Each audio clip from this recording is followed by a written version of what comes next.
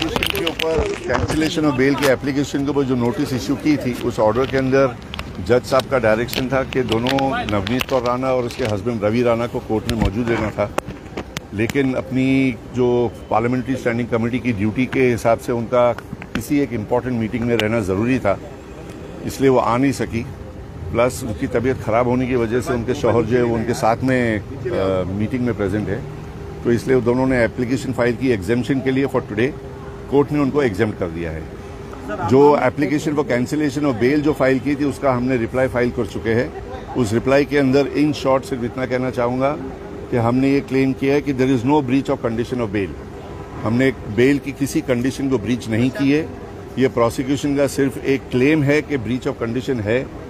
हनुमान चालीसा पढ़ने से कोई किसी को रोक नहीं सकता।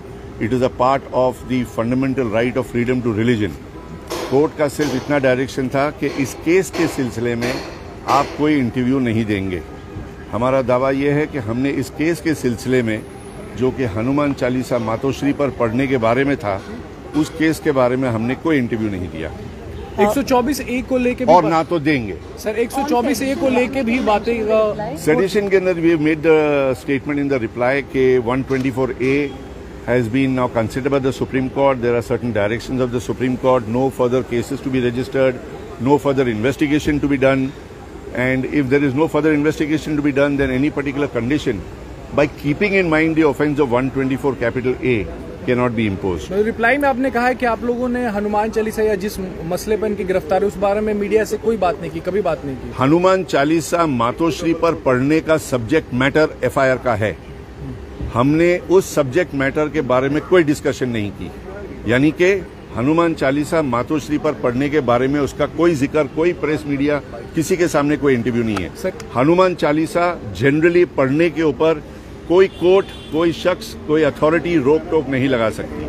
कोर्ट ने जो कंडीशन बेल की इम्पोज की है वो एक रीजनेबल कंडीशन है एक्सरसाइज ऑफ फंडामेंटल राइट के ऊपर कि केस के रिलेशन में आप कोई इंटरव्यू नहीं दोगे। उस कंडीशन को उन्होंने दोनों ने फॉलो किया है। देयर इज नो ब्रीच, ना तो किए है ना तो करने का इरादा है। सर, साथ ही सरकारी वकील ने और एक मांग की थी कि इसके आगे भी वो इससे रिलेटेड कोई इंटरव्यू ना दे, तो उसके बारे में कोर्ट ने क्या कहा? जो बेल की कंडीशन है वो अभी तक मॉडिफाई नहीं हुई, ना तो वेकेट हुई है। तो जो कंडीशन है कि इस केस के सिलसिले में आप कोई इंटरव्यू नहीं दोगे, वो कंटिन्यू होगा।